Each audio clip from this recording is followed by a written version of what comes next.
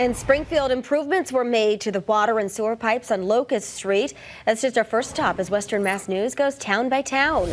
The Springfield Water and Sewer Commission and Baltazar contractors started replacing the pipes on Locust Street, extending into a small portion of Mill Street and Main Street. The work is expected to continue through November. Students from Above the Influence Club at Minnechaug Regional High School went, well, above and beyond in their support to Mira Vista Behavioral Health Center. Hundreds of new and gently worn items of clothing were recently donated to the organization by the club. So this afternoon, representatives from Mira Vista gathered at the high school to present an admiration award to students in the club. This morning, a check presentation was held at Belize Toyota in West Springfield. Belize donated $20,000 to the Junior Achievement of Western Massachusetts program.